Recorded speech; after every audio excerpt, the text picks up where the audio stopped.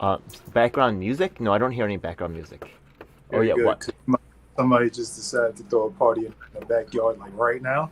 Yo, you still in Uh, the you still at the shelter? Say what? Wait, who's speaking right now? Let me see. This Oh, is is it? Demetrius. Oh my bad. I thought it was Devon. Devon, wake up yet? Nah. Okay.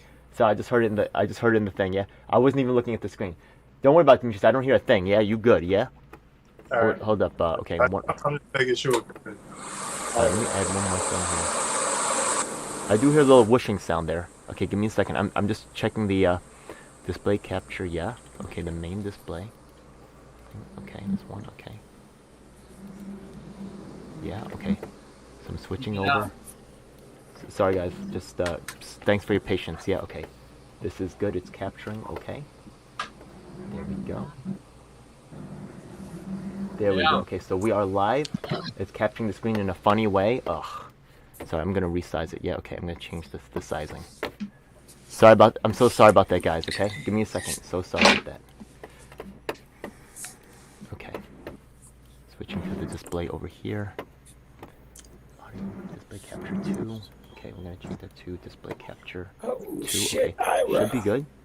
Hey, Okay, what's up, Ira? What is up, Devon? Long time. delete. I don't know, we muted or something. Am I muted? I think he muted us. I No, can't hear you. I could still hear you. Yeah. Some people are. I'm just trying to turn on something in my OBS is I not don't have working any correctly. I'm sound. just checking display capture. Yes. Can Display you hear us, capture brother? 2. Create new. Okay. I can hear you. Give me a second. I'm changing the I thing hear here. I'm doing it manually. Okay. We're good now. Okay. So I got the that should be live streaming now. I'm going to the YouTube to check to make sure the streaming is happening correctly. Okay. I got my recording software is working now correctly. Everybody's sound check is good. We should be going live actually immediately now. Yeah, Tara's actually live in Times Square right now. All right, yeah, we're good to go. Ooh, sweet. Okay, so let me change the name of this to our what are we calling this again? This is our medical. Okay, medical reform panel. And candidate I can hear everybody else if it's discussion. Yeah, if it's we're live right now. Just so you know, okay. We are live. Everything on the screen is going up. Oh, Roguski just came here. That's perfect timing. He came just at medical reform panel and candidate discussion. Okay, so this is live right now. I just posted to the screen. Okay, Mr. Roguski, can I get a sound check from you right quick before we get started here? Okay, while we're getting started right Can you here, hear I'm me gonna now? actually have the panelists introduce themselves right quick. Yeah. Can you hear And me? the candidates will go from, I'll call you out one by one as I have you on my screen. Okay, I believe the first, some of us are running for positions, some of us are not. The first hour of this will be like for us all to have a discussion about different issues, and then we're going to move to, wow, my sound is horrible, isn't it? Yeah? Then we're going to move to talking about, we're going to move to the candidates themselves, and they'll be able to have their debates right after we have our panel discussion. Let me look at how's my sound? It's okay. So it's something with my mixer. Give me a second. I'm gonna replug in my mic. Can you guys hear me? Yeah, Can the hear whole you time. good? Yes. All right, thanks. Yes, we Okay. can. All What's right. up, So Ira? yeah. So What's up, let's Devon? Can you let's hear me first now? start off by Yeah, I can hear you. Great. everybody All cool. right, good to see you. All right. By the way, if people are in the chat, please shout out and let me know if everything can be heard well. Thank you for showing up. Hey, Mona and Brian showed up. Very cool. Appreciate you, both of you. Yeah. Holla. So anyways, Shout yeah. out to Mona. All Hey, right. Claudia. What up? So first of all, I want to introduce my man Ricky Rance over there. Go ahead, Ricky. Introduce yourself. My name is Ricky, aka Ricky Rance on YouTube and Twitter.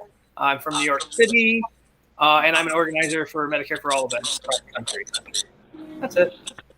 Okay. Did you have any thing that you want to share with them so they could contact you if they want to get involved with Medicare for the March for Medicare for All?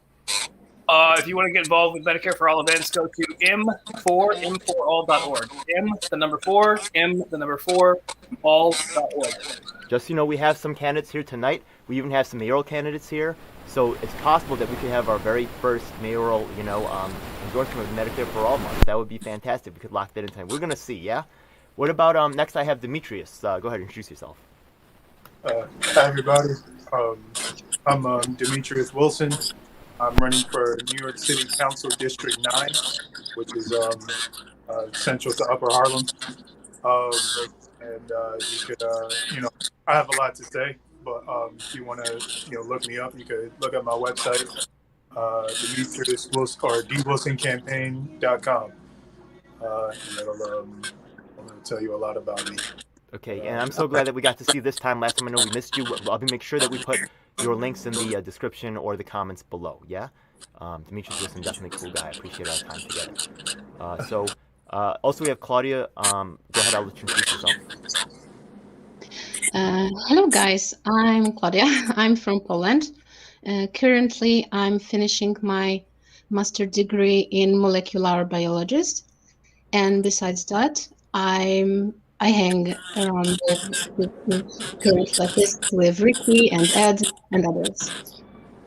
Yeah. I actually met her on the Yellow Brick Road. Through the Yellow Brick Road contact, like a special YouTube channel that I've been visiting regularly. A lot of YouTubers visit there. I didn't actually know that you were connected to Richard Medhurst. I'm a big fan of his. But really, I brought you in because of your connections to your knowledge about science, and also you can testify from having a public healthcare system in your country that I think some people here are trying to emulate, right? Such as Medicare for all, right? I know you're a big supporter of that, right? Yes, in Poland we have a universal tax-based healthcare system. That's basically, if I have to cut the long story short.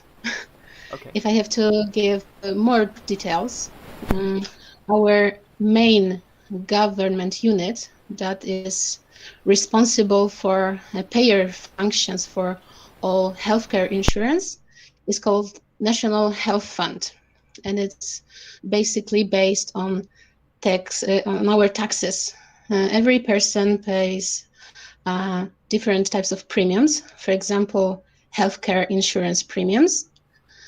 And the unit I mentioned a while ago covers everything: hospitals, health services, refunds of our meds even.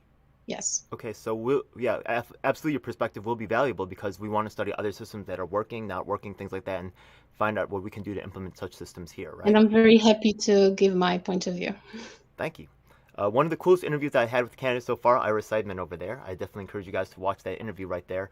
Why don't you go ahead and introduce yourself?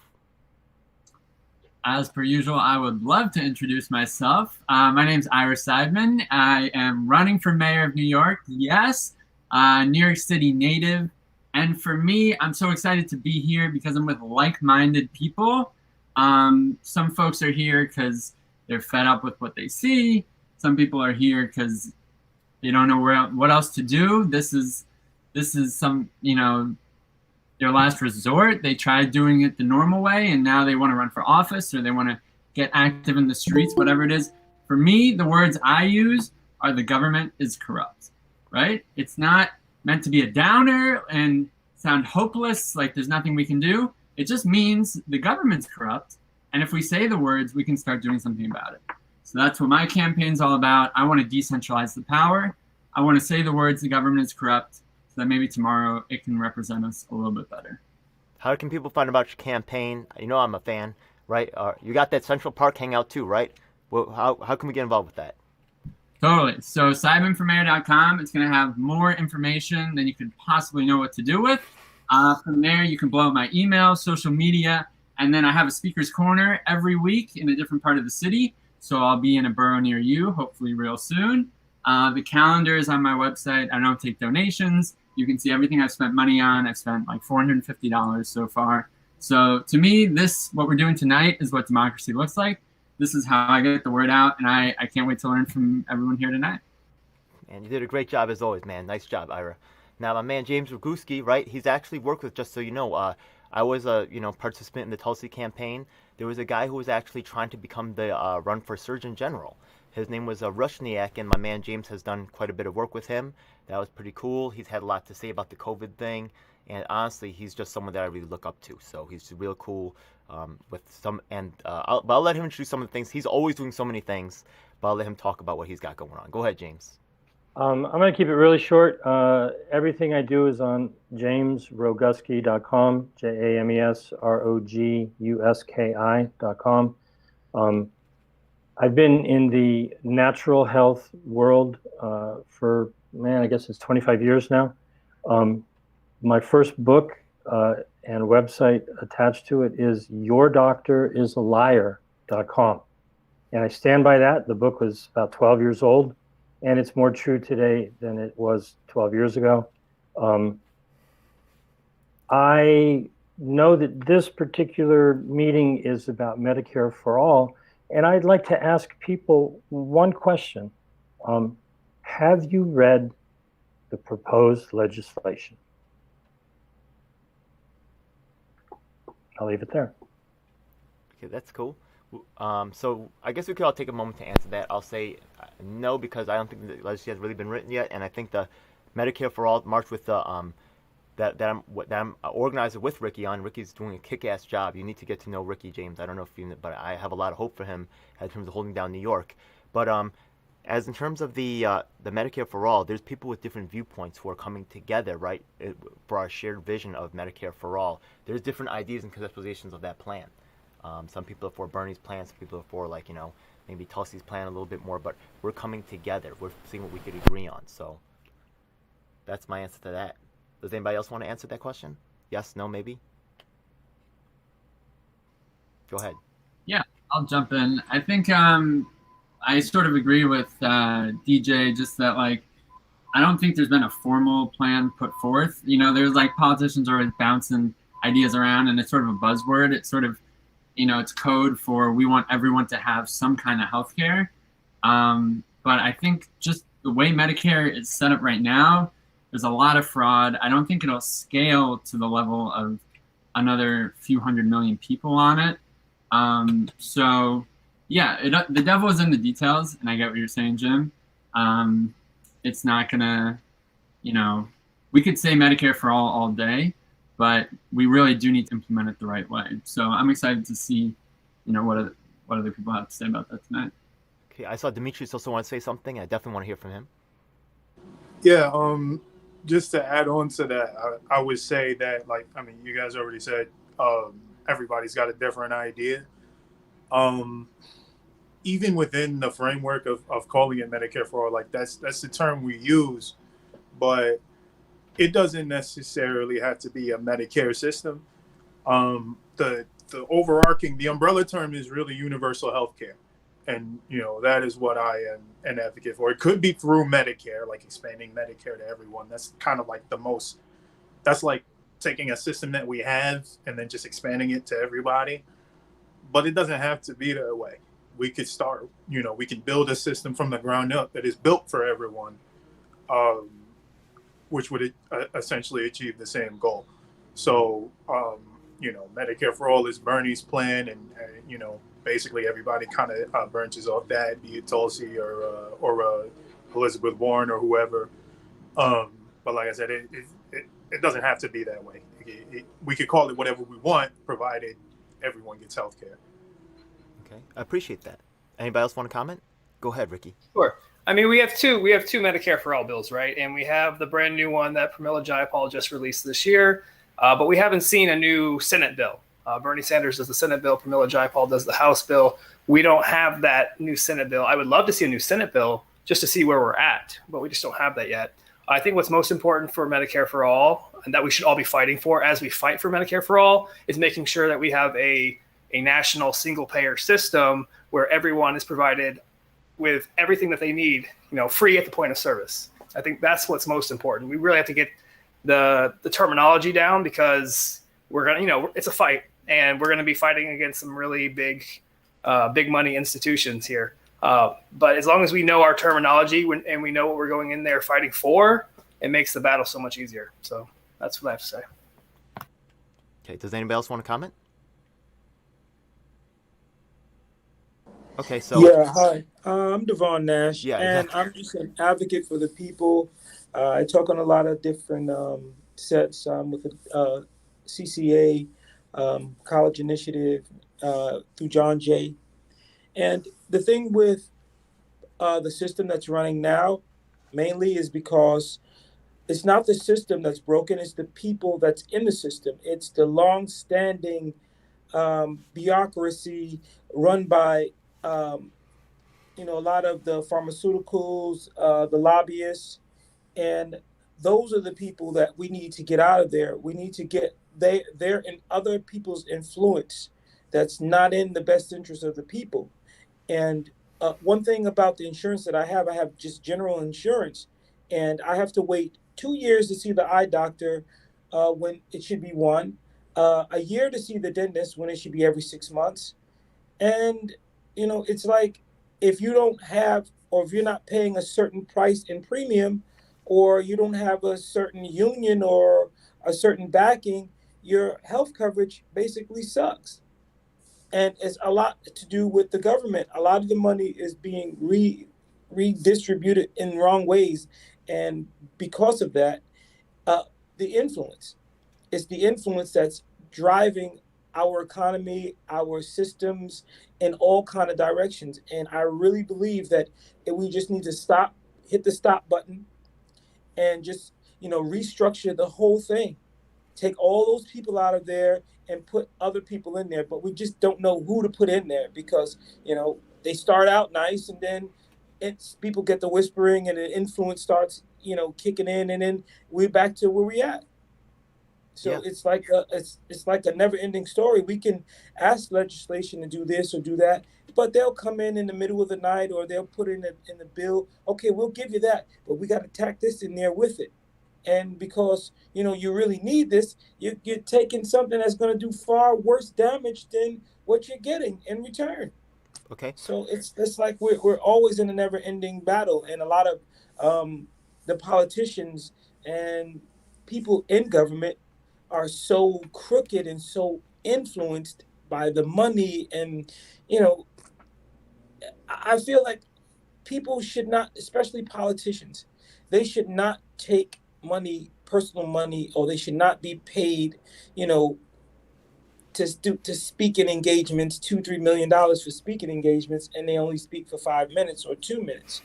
That should lead you to believe that person might have done something or scratched someone's back, and this is their way of repaying them. Things like that, and it's always done. It's just ridiculous. But I'm just really venting because no one's really pointing those things out. Everyone's saying, "Oh, this needs to be changed. This needs to be fixed." But you have to look at the people that's been in power for so long, and look at the eras that they were in and what happened during those eras. So these people don't have the best interests of the people in mind. All right. If you found yourself nodding your head to when Devon was speaking, that's because Devon, honestly, is one of the closest to the streets. He's actually been, taking advantage of a lot of the services, the shelter system. He's had personal experiences with that. Coming back out, things like that, and he speaks a lot of truths that a lot of politicians, unfortunately, are not in touch with. If you're talking about if he's been there, and you're like, these politicians just don't understand, Devon's been there with you. That's the truth. Yeah. I hope you guys watch my interview with him. He's really, every time he speaks, he really speaks that truth, and I appreciate that. So thank you so much, man. Now, I know that my man Ira wants to chip in, so I'm going to let him speak. Go ahead. Yeah, just real quick. I couldn't have said it better myself, Devon. I think there is an order of operations to anything that we do, right? And tonight we're talking about healthcare. Next week we'll be talking about something else important, right? And to get any of these ideas, even if we can come to a consensus, which is really difficult, but even if we can, there needs to be the tool in place to actually bring that change about. And oftentimes these issues are so big that the only tool that even maybe do it is the government. But if the government's corrupt, if the government serves the special interests and their donors, and politicians are more interested in taking power than actually bringing about change, then we're really going to be stuck. It's going to be like Sisyphus pushing the rock up that mountain, right? So I think first we need to fix the corruption. Like decentralizing power, moving towards more referendum, more online voting, more participation, and that will be the hedge we need to actually push the ball downfield. Hopefully, some of the solutions we come up with together tonight. That's so relevant to so a lot of the conversations we're going to be having real soon, yeah? And I'll get to some of those things, so that's so relevant to this whole project that we have going anyways. But last of all, I'm going to introduce my man, Mark Safman. Actually, we've done quite a bit of work together on disability interests. My man, Mark, is actually legally blind, and he's also, there's no legally deaf.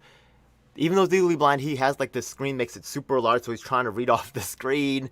It's translating the words that we're saying into text, so he's trying to follow along.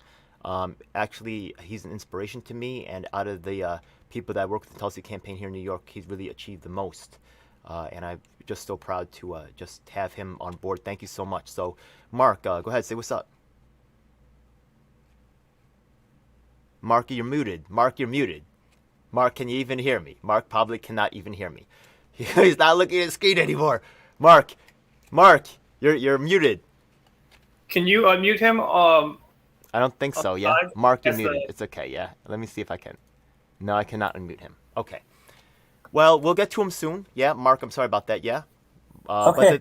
Mark, can you hear me now? Yeah, we can hear you now. Oh, okay. Okay, super.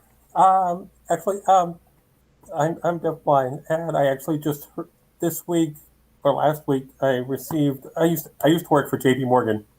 I work in anti-money laundering compliance, and J.P. Morgan fired me because they couldn't figure out full screen magnification.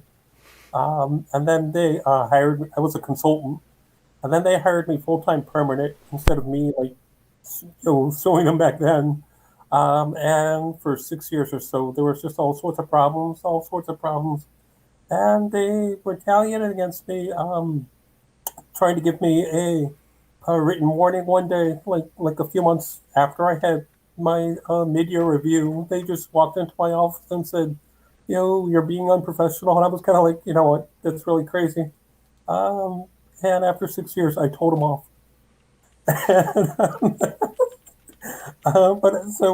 I filed a complaint with the New York State Division on Human Rights, which is much better than the New York Human Rights Commission or the EEOC. And the division, they just returned probable cause. So basically, J.P. Morgan and I have to settle, or we go to a public hearing, and we talk about all sorts of documentation that I have from, I wrote to Jamie Dimon. I wrote to a member of the board. So, it's been a very interesting 6 years. But other than that, I've been working with deafblind folks in the pandemic. It's been really difficult. And I'm really lucky because my vision, I'm just kind of blind in my my right eye. I'm deaf in my right ear because of brain surgery. But I have, pretty good hearing and vision in my right ear, my left ear, other than auditory processing issues. But we banded together with a bunch of people this year over the past few months, and we're doing a lot of work in Albany. Some people had tried to propose some legislation on hearing, and we formed a group, and we're pushing back against them to get the bills tabled until they have full conversations with our community. Because it's kind of like, hey, you know what, you guys are claiming to talk for us.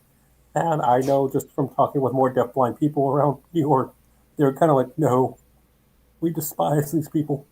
And so it's kind of like you have people who are well connected drafting legislation, and it's kind of like they do the code talking and they don't necessarily reach out to people with a lived experience.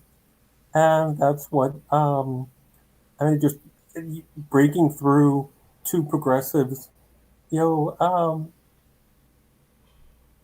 really tough because the progressive people just don't really think about disabled people, and they don't understand that this technology is just super easy now. I feel like the technology is just wonderful. I mean, I've been carrying pen and paper around for a very long time, since 2000. I knew the technology was going to improve, and it didn't improve until 2019. So I've done my entire career just convincing people to write things out on paper, which is interesting. But I think things are changing, and they're only changing because people get involved, or they want to be involved, and the disabled community, Biden at least picked up on it. The disabled community, more people are voting because healthcare for Medicare for all. I mean, like my glasses, this phone, all that is not covered by insurance. They consider my lovely reading glasses, they consider a luxury item. And my hearing aids, they consider a luxury item. And it's kind of like, the hearing community in general is very, very interested in being more proactive and involved, but without, Ed holding this event on Google Meet, like, if you watch the mayor's forum last week, they didn't have captions. the people that organized the event, Politics NY, or co-organized, but Politics NY, all these people, they refused to provide captions. And it's kind of like, you know what, hearing impaired people, we can't do jack shit without captions. You know, 9 times out of 10. And if the legislators don't, you know, if people don't offer the captions, we can't get involved because we, you know, it's like, what the heck's going on? We don't know. You know, there's no way for us to participate, and that's changing. I think just through, you know, just persistently pushing it on to. I mean, AOC Alexandria Ocasio is my rep, and she's kind of getting. She understands captions a little bit, but she doesn't understand ASL. And I'm kind of like, no, that's just the basic. There's so much more stuff out there than, you know, captions. I don't care about captions. I care about foreign policy. I appreciate that, Mark. Yeah. You don't need captions. I can't tell you what, because I have no. So Mark, if I could just chip in for a second, yeah. Learning curve still. Mark, yeah. So check it out. Yeah, the thing is that, right? Actually, just to make a quick mention, right? Yeah. Google Meet is Yeah, awesome. yeah. Need more people to, you know, to be aware that when they're organizing events, they need to think about captioning. And you know, anyone can email my email. Ed has my email, but it's my name. It's MARC SAFMAN, the number 1 at Gmail. I'm on Twitter and LinkedIn. But I'd be happy to talk about their captioning tools out there. But I know a lot of campaigns just, it's awareness. And Yeah. you know, and I will show up wherever Ed mentions something. But you know, so definitely, whenever you're talking about healthcare, though, you know,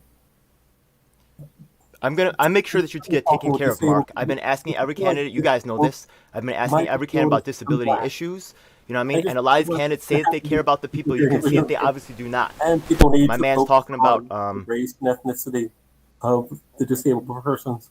yeah, that plays a factor as well. Yeah, That's race and the one ethnicity. critical part that people are not getting. So look, Mark, we're getting to like Mark. Yeah, I'm sorry, Mark. Yeah, I know you can't really hear me, but the thing is that the rest of the panel is already 45 minutes in, and I said the first hour we really want to talk about Medicare reform, not I mean the health system reform here in the city, right? Yeah. So let's start talking about like how we can reform the healthcare system and how it's broken. Yeah. Then we're gonna you know, talk about that for a while, right? We'll each chip in, and then we'll move off towards the candidate debate. So let's first talk about how can reform. What are the problems here in New York City as in terms of like the medical system? Any comments, or it could be about the COVID response, anything. Maybe we could even go back to Mark's issue. Go ahead, Demetrius. So you know, I'm running for office in District 9, which is in Harlem.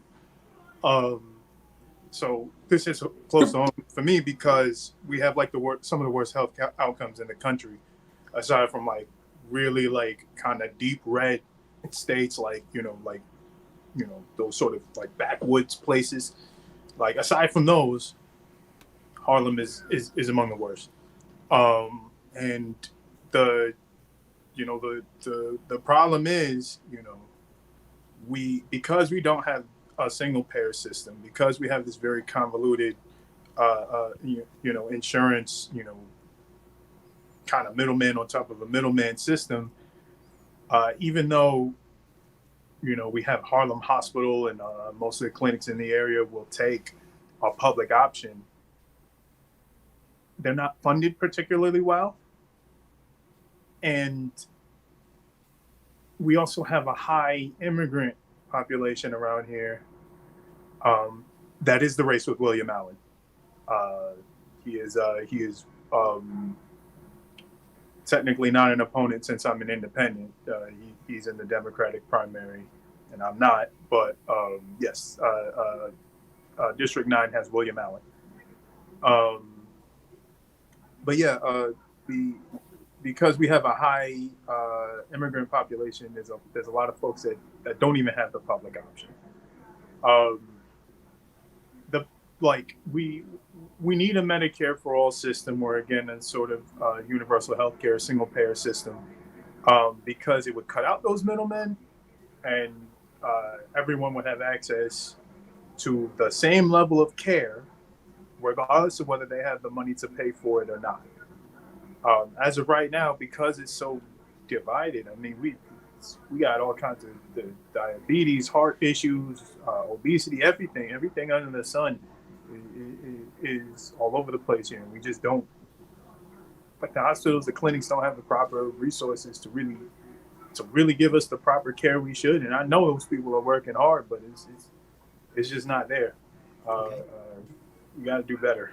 Any other ideas perhaps to share about fixing the medical system, or maybe like how it's broken? Go ahead, Devon.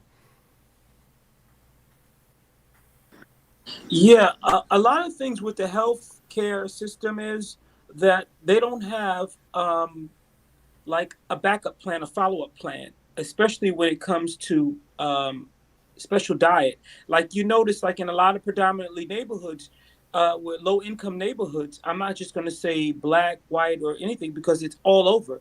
This is universal. I don't care where you go at in anywhere in part of the United States, where you have obesity problems.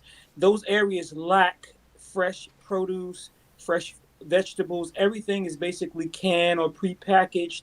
So a lot of those things need to be taken out of the diet. So they need to push more healthy foods in the neighborhoods. I do see, and this should come straight from healthcare funding, because this is what's actually going to benefit the people in health-wise. And then maybe you should be able to, and I know a lot of people would take advantage of this, if you can go to the gym using your insurance. See, if they revamp the insurance to make it so that people can actually benefit from the insurance, people wouldn't mind paying, those astronomical prices. And we should be able to write that stuff off at the end of the year, the whole thing off at the end of the year, if we are required to pay any portion of, our healthcare coverage. That's another thing. And the people that's sitting on Congress, they have full benefits of healthcare. So this thing does not affect them. So if we had a universal healthcare coverage, we would have the same healthcare coverage that they have. And that's why, universal healthcare is really important. And, a lot of people talk about we need to get healthcare, we need to do better on healthcare, but, we really somebody needs to really start with how. And the most important issue in healthcare is people in bad health. So let's do something to get those people in good health other than medicine. Yeah, right. You never see sick people at those meetings. You're damn right. Go ahead. Yeah. The people that's getting all of this medication from, and the pharmaceutical companies is what's really got they got us so in a bind that we have to go through them. They're just pushing drugs on us, and they're not even FDA approved, especially with the vaccinations. The insurance won't even cover it. And they're telling you, hey. You said the insurance doesn't cover the vaccinations? Well, they do and they don't. The vaccinations are free, but they ask for your insurance, but the insurance won't pay for the vaccination, so they'll pay for the doctor's visit. That's how they're getting their money from the insurance. But the insurance is not paying for. So now they're billing our insurance maybe $200-300 for a 5-minute doctor's visit, and we didn't even see the doctor. So that's how they're getting around. But they shouldn't have to do that. They shouldn't have to do that. All right, go ahead, Demetrius. I'll let Ira go up next. I know you had something to say too. Oh, Mark had something. I'm sorry. Mark was first. Yeah, Mark actually commented about the lack of vitamin D in the black community. Mark, is there anything else you want to add to that? Then I think it's Ira. Then I think it's Demetrius. Mark, was there anything else you want to add? All right, Mark, I'll make sure that your stuff is said, right? I know that you're in the chat poking up a little bit. Go ahead, Ira, you want to throw in a little bit something? No, it's all good. Sweet.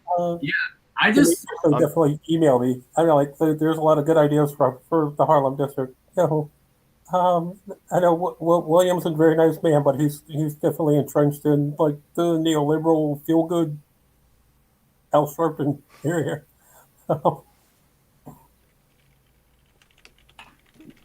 Okay. Yeah, I just wanted to, when I talk about healthcare, I usually like to start off by just recognizing that fixing healthcare is way beyond grabbing the bull by the horns, right? It's like grabbing the great white whale by the tail, right? It's just such a huge beast. There's preventative care, emergency care, long-term care, hospice, You've got infinite amounts of insurance, providers, and plans. You've got so many different combinations of medical history and different types of doctors and medicine. And when we try to make these sweeping reforms at the federal level, to sort of like, usually they're well intentioned, right? To make sure we have more access. But when you look at the outcomes, Americans are middle of the pack, if not lower middle, for OECD countries as far as life expectancy and health. And we pay way more. We're paying on average twice as much as other OECD countries. So something is severely wrong with the laws we've put in place. And I think the first step is really cutting away the red tape that isn't serving us and then starting small. Like we have to bite off one part of healthcare. And for me, I think the lowest hanging fruit is preventative care. So I'm running on preventative care for all in New York. I think paying for one checkup and 2 dental cleanings a year for every single New Yorker is feasible, and it would go way, way farther than any other, as a first step, right? We all come out ahead when we catch cancer at stage 1. It gives us all more options, right? We can save lives that way very affordably. And then we can start talking about, all right, what is the floor we want to provide for long-term care? How are we going to own emergency care? We own police response and fire response. Why do we not own emergency response, right? We're always looking for insurance to step in. There's a lot of issues here, and I think we should just really start cutting away the red tape that has perverse outcomes, and then starting with preventative healthcare. I think that's a really good first line with that. Okay. Go ahead, Demetrius. Something you want to add to that, or maybe comment? Well, I was going to chime in from earlier. I think we got to be careful what we're saying, because like the vaccine is free, right? I wanted to make sure that was clear. The vaccine's free, and you don't even actually have to present them with your insurance, at least in this city, in New York. I got my shots. I'm vaccinated. They don't even know what my insurance is. I never showed them any. I did get my shot. So, I'm just making it clear because I don't want to spread misinformation or anything like that. To kind of, I guess, since Ira just spoke, to chime in after what he said, I think preventative care is a start. I think it's a good start, but I think we have to move boldly and swiftly towards having a sort of sweeping Medicare reform. Because, I forget the numbers for New York specifically, but I know nationally, 40 to 60,000 people a year, disregarding COVID, die because of a lack of access to adequate health care. That's a crisis that needs immediate, bold action. We all due respect, you're moving in the right direction. Of course, it's not much of a criticism, but I'm just saying we gotta move. Yeah. Because we don't we can't, like, that's blood on our hands as politicians. I agree with that. Yeah. Now, this is actually the time right now for our kind of like our panelist discussion. So I'm going to call in some of the people who aren't candidates to talk a little bit more, ask them some more directed questions, right? And we're going to get some focus, also hear about some things that they're working about, such as maybe independent Congress, things like that, right? Before we move on. So one thing that I want to ask Claudia, right? I think that right now, as you guys know here in New York, I think we're scheduled for reopening in July, right? Late July. Yeah. How's things going over there in Poland? Like, how have you guys like handled the COVID response? And do you think it was? I don't know if you've been watching what's going on here in the U.S., but do you think that? Do you have any suggestions, or do you think that maybe what's your take on the situation being an outsider? Right, and also I don't really know how things are done in Poland. How are things going over there? Have you guys reopened yet? What's going on? Okay, before I answer your question about COVID, I'd like to answer about the previous question, because Divine and Ira bring really important matter. Because when we are talking about universal healthcare, it's not only the problem about funding, because it's obvious that it should be funding on the whole country level. It should be federal matter, but we should also ask, what do we need? What people locally need? And bringing preventive care is really important, because healthcare goes beyond those problems. For example, monocultures in agriculture, a lack of diversity on our plates. That's also the problems that should be answered when we talk about universal healthcare. So about COVID, I have really mixed feelings because during the first wave, let me call this the first wave, our government was doing pretty good. Pretty good. They answered it really quickly. They prepared all the steps that should be taken. For example, okay, let's wear mask. It was well known from the beginning that we should wear mask. From the beginning, it was known that beyond some level of cases, new cases per day, there is a lockdown, for example, for restaurants, for shops, etc. But later, during the second wave and third wave, it was not so effective because new informations were added to our knowledge, and they just tried to save their reputation, for example, to not make people so afraid of the whole situation, etc., etc. So right now, it's going pretty okay. The last weekend, there was a reopening of the restaurants, etc. Yes. Okay. Can I? So it sounds like the timeline is just a little bit faster, not so much faster, but it sounds like they're also reopening. I did have one question about actually what you said specifically, because remember that we said that the Medicare for All is kind of like a federal plan, right? Yeah. But I like what you said earlier about some locales will have different needs. For example, I want to give a shout out right now to Redden Economics, right, coming from West Virginia. They have a lot of coal mines down there, and they may need special funds to help take care of different preventative measures, right, to really examine that population. I know that here in New York City, you have people that live by the BQE, people that live by trucking hubs. They're going to have higher incidences of asthma.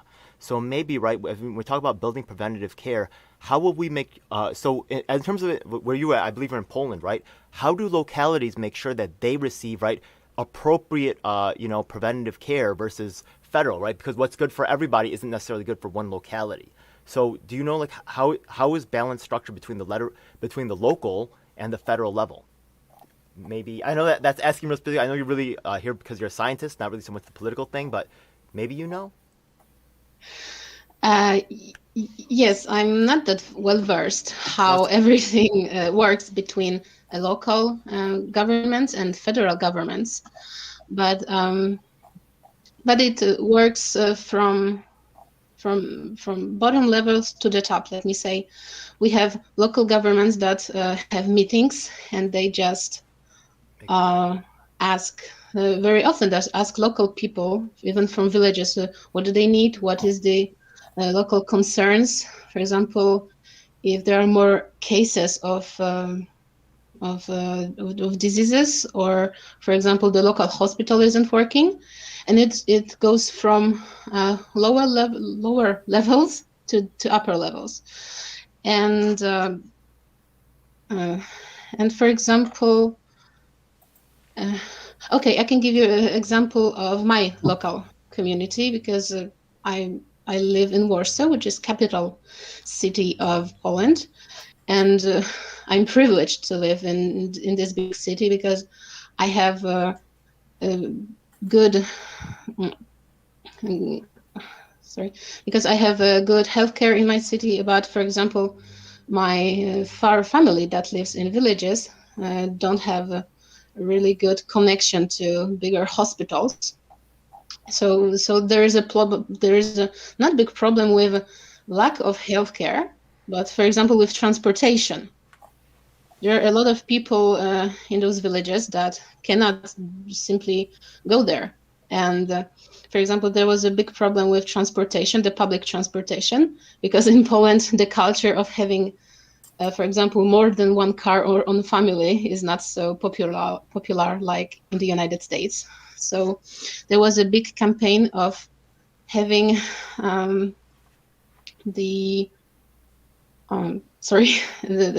the reconstruction of the whole public transportation system. And now people are more lucky to, for example, drive to local hospitals. Yes. Or when there were natural catastrophes like droughts. There was a big drought in the last year. There was the big refunds for farmers to regrow their stocks for the next year. So there was no cuts in healthy foods, for example, for local citizens. Sure. Okay. I'm sorry. I just had one more question before I switch over to James. So as a molecular biologist, right? Are you guys vaccines the same as ours? Are you guys also using the AstraZeneca and the Johnson & Johnson, all that type of thing? Sorry, can you repeat? What are you guys using the same vaccines as we are in Poland? Are you guys using the AstraZeneca Yes, and the Johnson? Oh, you are? In Poland, we use four brands. We use Pfizer, Moderna, AstraZeneca, and I don't remember the fourth one. So it's very less popular. And as a graduate student in molecular biology, how do you feel about the? Do you feel like the vaccines are? I don't. I'm concerned about them. What do you know the science? How do you feel about them? So what's your bigger concern? What's your biggest concern? Maybe let me answer that way. Okay. I'm just worried. Are they safe?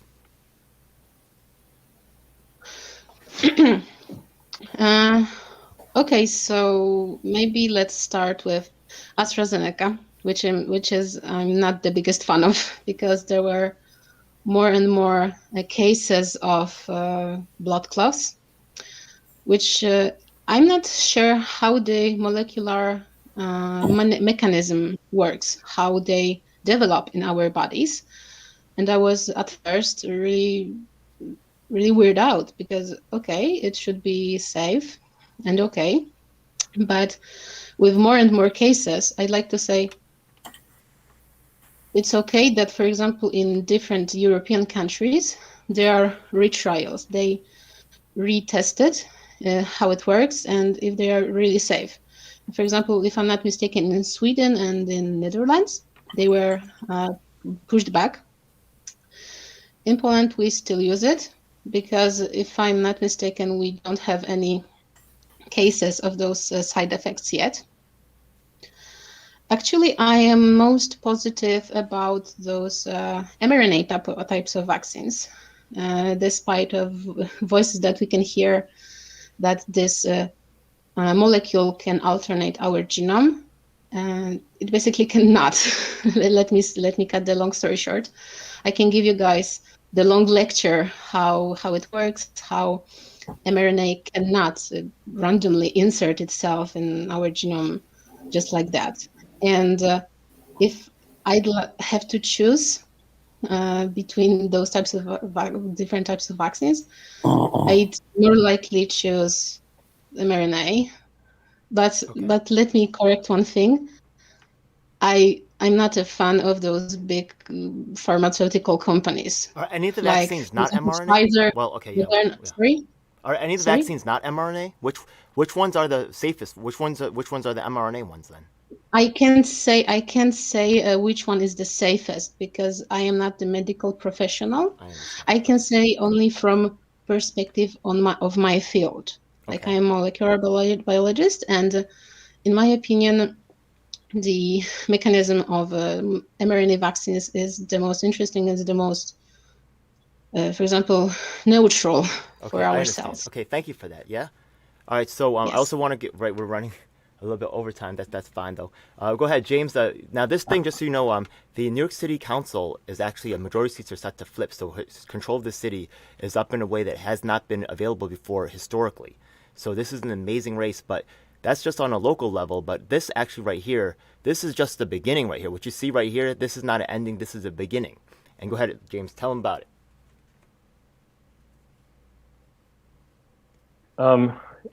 There's a bunch of topics here, and I think, Ed, you're encouraging me to talk about what I'm doing with Independent Congress. Absolutely. Some of the folks here, I think, are aware of that.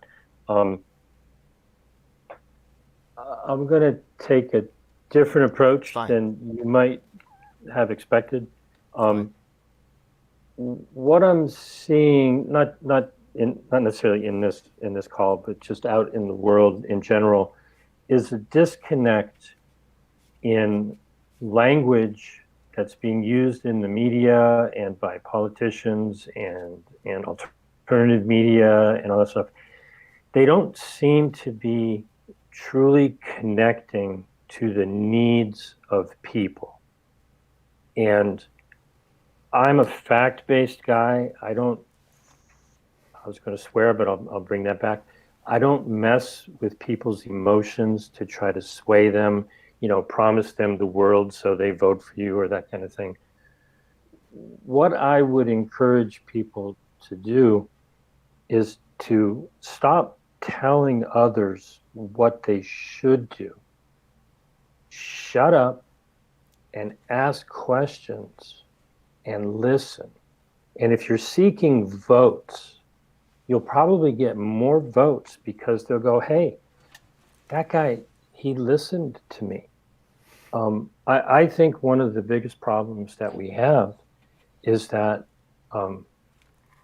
people have been cooped up for more than a year, and they have opinions that they want to get out. I'm bursting at the seams with stuff that I would like to say. They need to have, it's almost a therapeutic thing. They need to have somebody hear them. And if you look at all of the issues with the BLM riots and the January 6th event in Washington, D.C., it's essentially, what are the complaints about AOC? Well, she said she was going to do this and people thought she was going to do it. It's like nobody listens. And I'm going to drop a link. I budgeted an hour for this, so I'm going to have to get moving here. I dropped a link in the chat, which is something that I put together probably almost a year ago. There are so many fallacies. It would take years to clarify the bullshit that goes on in the medical, pharmaceutical, industrial complex. There's information that I just dropped in the chat. Love to talk to anybody about it. Just the phrase Medicare for all. No offense to anybody who supports it, but it's propaganda because there is no country in the world that has a system like Pramila Jayapal's bill. There's no country in the world that has a system like Bernie Sanders' bill. Those bills are fascist. If you read the bill and you understand what fascism is, those bills might as well have been designed, not necessarily by the pharmaceutical industry, okay, but it's not supportive of the insurance industry, but Big Med is getting a gift of untold trillions of dollars. And if you look at how government and Big Med handled this pandemic, I'm very much afraid of giving them more power over my health. What we need is what's done in many other countries, where the control of the system is actually on a municipal level. They talk about Denmark and the Scandinavian countries. They control their medicine on a municipality basis. It's not one big, Dr. Fauci says, so it must be true. What Pramila Jayapal and Bernie Sanders' bills actually do is frightening. Please read the bill. Please read the website that I sent in there. It's been an hour, Ed. I do got to go. Thanks for inviting me. One love, brother. I share the same concerns, by the way, just so you know. That's part of the reason why I'm one of the organizers, to try to make sure to influence the conversation to protect our rights in that regard. So I know what you're talking about, and I'm with you, bro. 100%. And all my work, I put on my website, jameschagretsky.com. Thanks for having me. But I do gotta boogie. God bless, Take care, brother. guys. Yeah. Good luck to you candidates, man. Way to go. Yeah. And Ricky, I'm supportive of universal health care for everybody. I'm very, very fearful of the bills that people have not read. And so I encourage everybody to read them and realize that they do not reflect any system in the world. It is a completely different beast, and it's frightening to me. And so I'll leave it at that. Sorry for the good news. Yeah. See you guys. God bless, Roguski. Just so you know, the Independent Congress, that's actually a plan where everybody in this room, we're going to continue the fight. I'm not giving up, right? If we lose this one, so what? Yeah, 2022, there's going to be the race for House of Representatives. If you guys do not win, we will help you guys mount up and we'll share each other's base, and we will attack that election as well. We will attack on every front. We will attack on the streets. We will attack in the elections. We will attack on every front until the people's voice is heard. Medicare for all. That's also I support Medicare for all, because it's really something that most Democrats have been shown to support, and it's time for the leaders to follow the frickin' people, right? And if we can get that change, we can make other changes happen. So, Rick, I'm gonna let you talk. Anything else you wanted to talk about? I'm just a huge fan.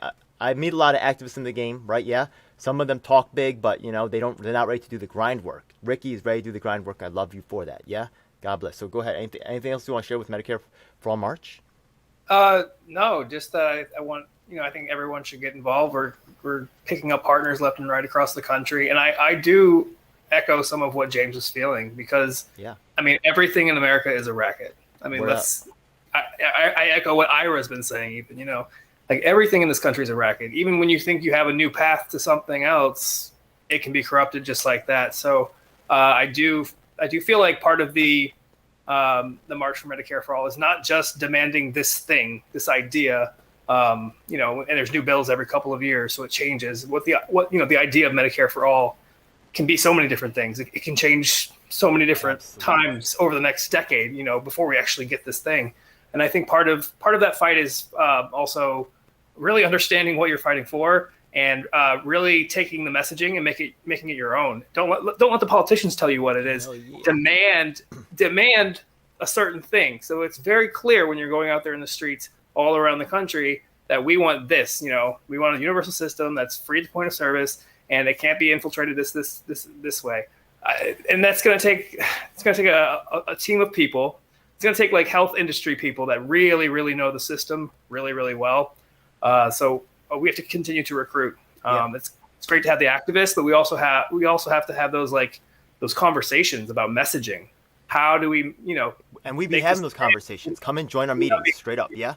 Also, right now, I'd like to see, do we have any New York City candidates ready to be the first ones to support the March for Medicare for All, right? I know that there's issues with it, but you can be the first one. Oh, Demetrius raised his hand first. God damn. We got our first candidate in the House ready to support the Medicare for All March. Do we have a mayoral candidate ready to be the first? I don't know. Ira, are you ready? Are you ready, Ira? I don't know. Go ahead. I guess what I want to know more about before I commit one way or the other. Because that's fair. I like that. I think, the Black Lives Matter movement is so important, and it's like so obvious that Black lives are not treated the same in this country.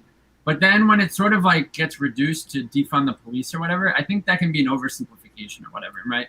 And maybe that isn't the right next step. Like just because the intent is so like noble and like it really is needed, is that the right next step? And I actually don't think so, right? So for Medicare for All, I think there could be a day when that is the system that we give to everyone, and that is how we get to universal healthcare. But there is like at least 1 or 2 or 3 steps that have to come first to make sure that that system is not being taken advantage of, and that by the time we actually do scale it, it has to work, right? And this is sort of echoing what James was talking about. Like, there are just too many problems. There's too much lobbying. There's too much influence being bought in this space that I don't know if like I can get behind Medicare for All. But I'm with you guys on the like just quintessential next step, which is like defending universal healthcare. So it might just be a branding thing. We might just be saying the same thing but using different words, and we shouldn't let that get in the way. But I do also think that the next step really does matter. And I would decentralize the power first before I did anything, just to make sure the government actually worked. But that's just me. Okay, I get that. You know what I mean? And just maybe I want to try one last try. Yeah, me and Ricky are there to make sure that it doesn't go off. just so you know, and you get access to the network. We are a national network already. We got a march popping from LA. I think they just started one in Seattle. We're trying to get one going in New York City too. You know what I mean? And I understand your concerns with it, but by being involved, you make sure, right, that I'm in all the groups, right, and I'm also in the Medicare for All group to try to make sure that even if they do win, that our concerns are not pasted over, that they do not forget about people like my man Mark right there, feeling all proud about themselves. Meanwhile, there's no sick people on the front cover. You know what I mean? I'm making sure. You know what I mean? So I get that. You know what I mean? But is the question, will I be at the march? Yeah, how about that? Will you agree to be there and stand with people that are ready to stand up and make a change? Hell yeah! Hell yeah! Hell yeah! Hell yeah!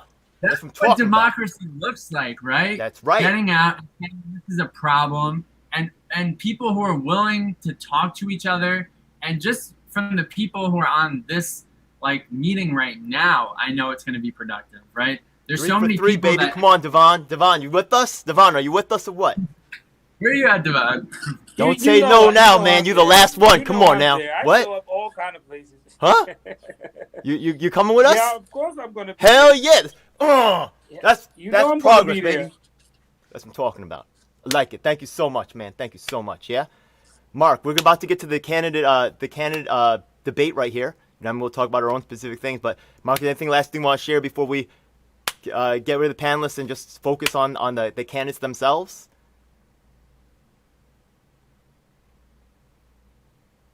I'm good.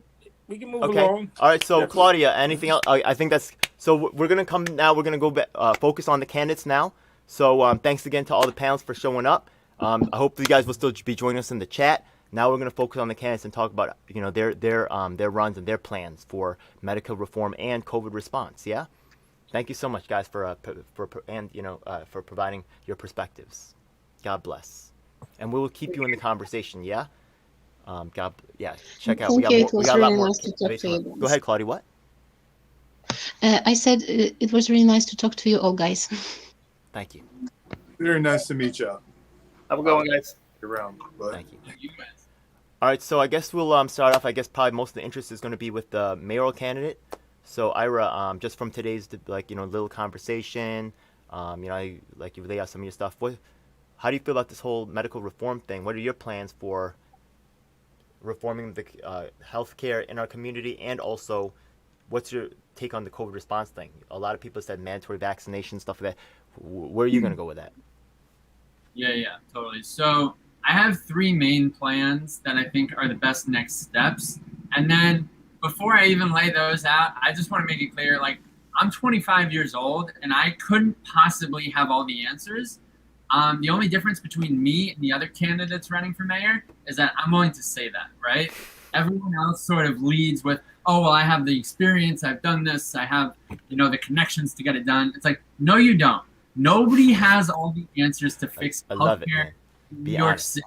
It's 8.4 million people. It's an impossible system to navigate. There's so many laws. There's so many unintended consequences as it is, right? So the number one way to solve anything, most especially healthcare, is to admit that no one person has all the answers, and we need to decentralize the power and bring as many people into the discussion as possible.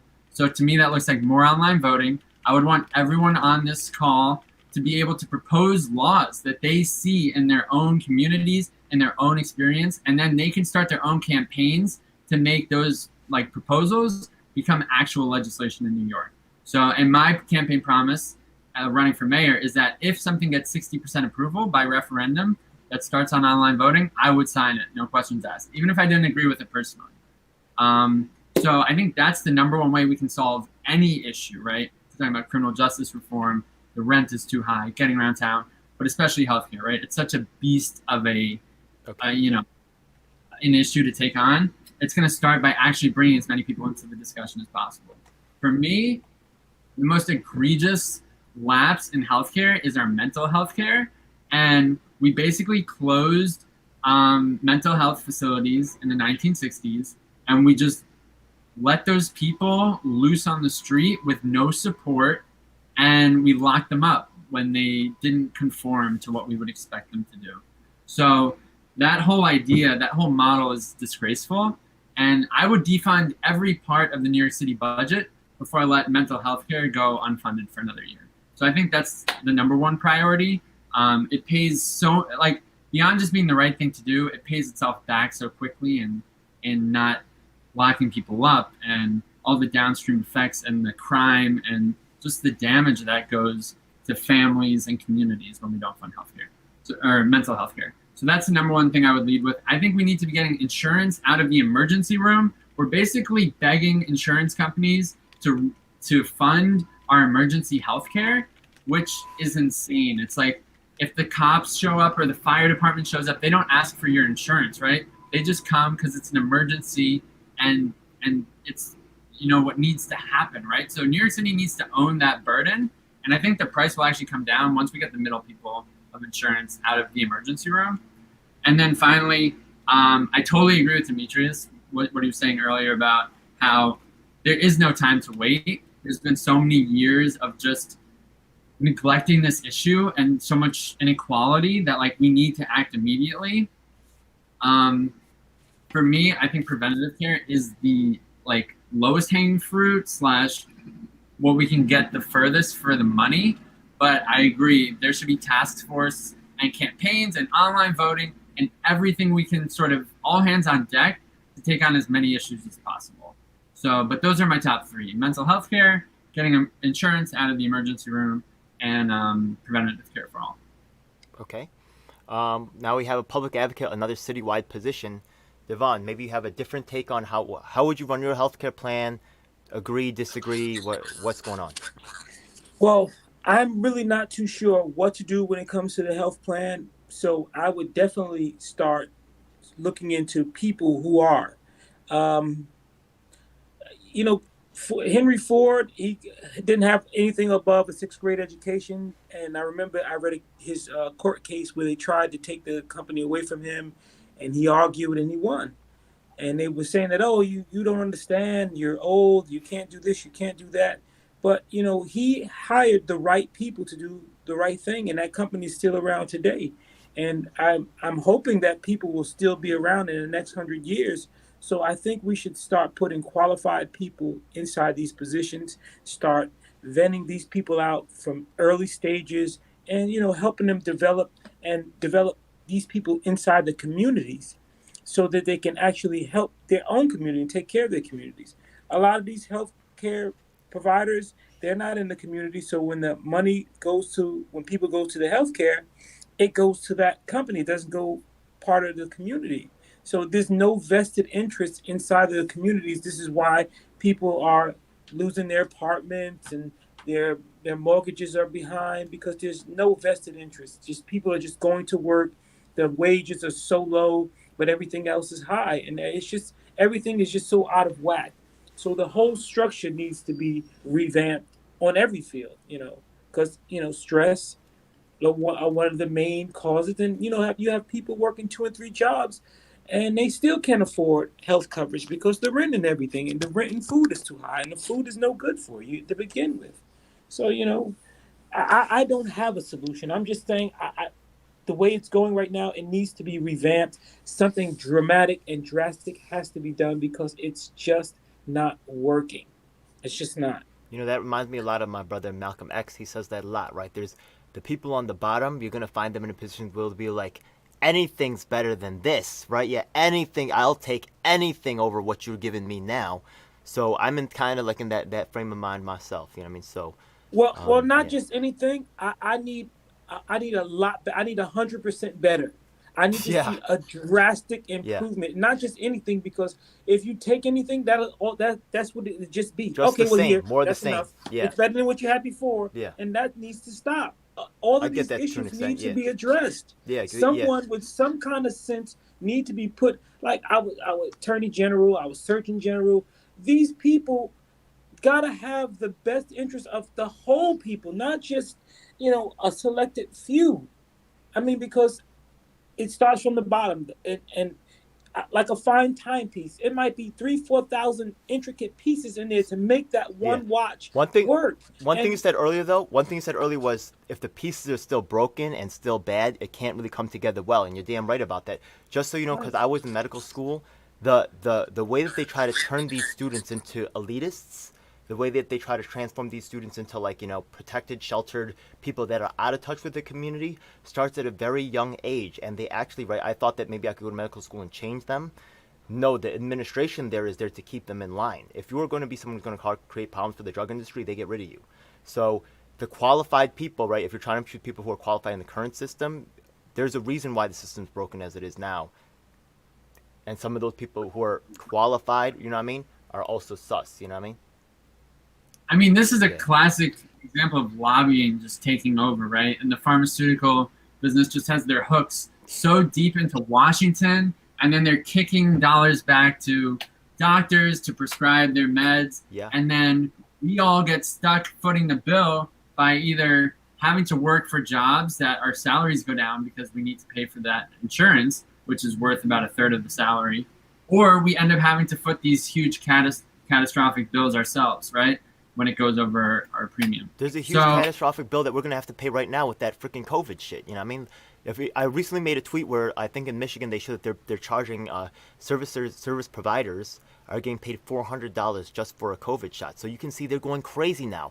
They're offering people free trips to Six Flags. They're saying you might win $5 million if you get the COVID shot with me, right? People are going crazy hard to give these COVID shots. And another thing is that I keep asking, I filmed it today, right? I went by one of those little kiosks, those little vans, right? I was like, yo, I could get the shot, right? But wait a minute, what happens if I already have the antibodies? Do you guys give the antibody test? No, we don't. I might already be immune, but they're adding another layer of risk so they can make money.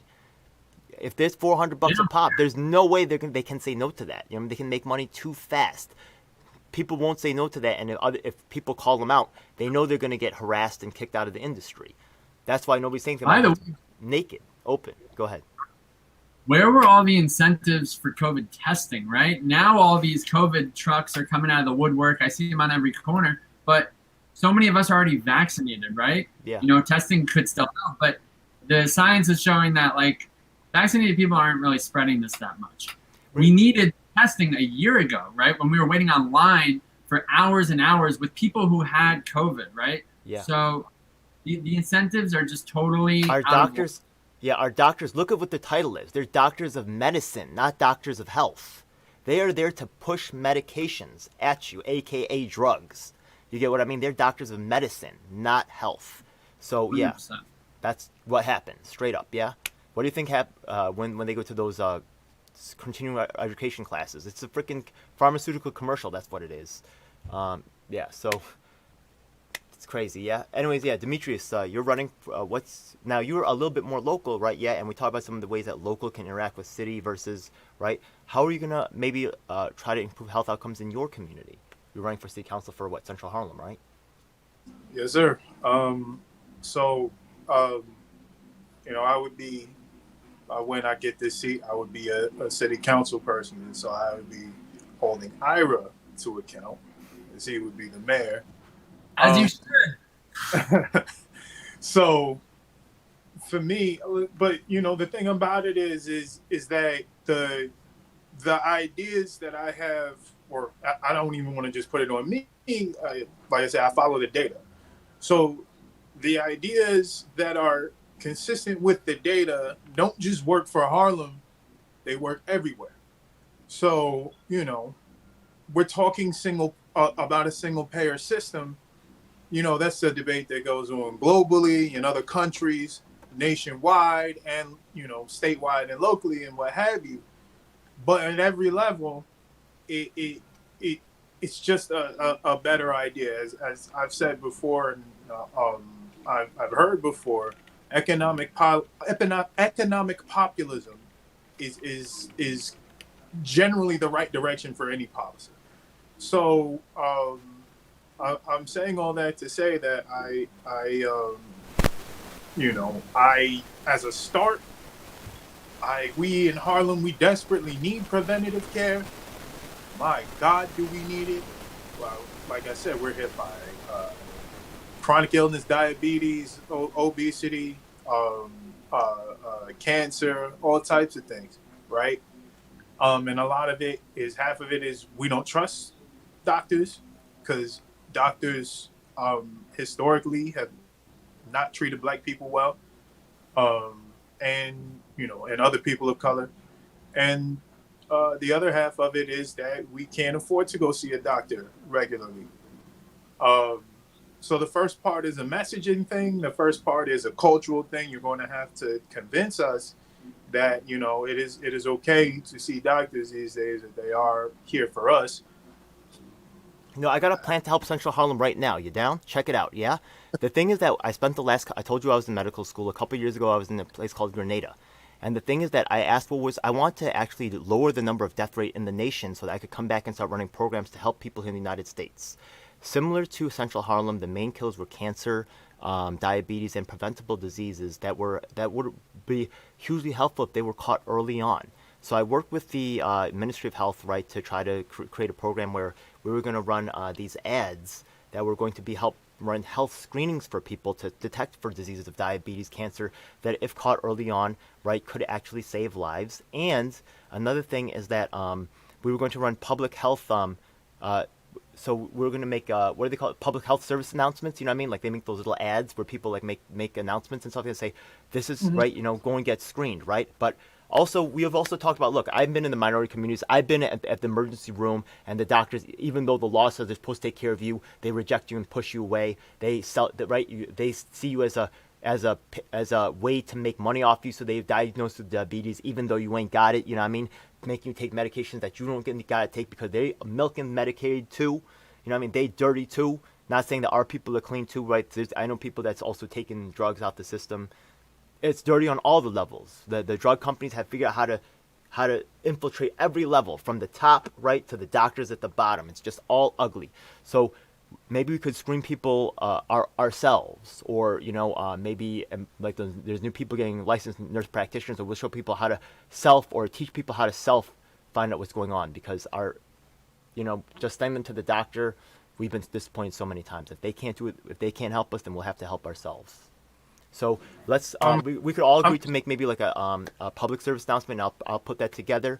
If any other candidates are watching this, or anybody else wants to get involved with that, right? And we'll try to help people. Once again, we can ask my professionals, people with preventable disease that can be caught early on, like diabetes, people called pre-diabetic, right? Cancers, if caught early, the most dangerous ones, pancreatic cancer, things like that, right?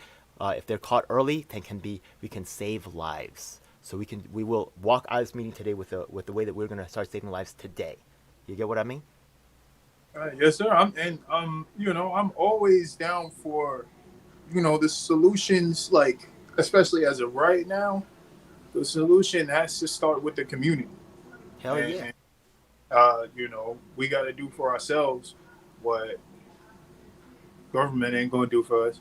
But, I mean, it's like,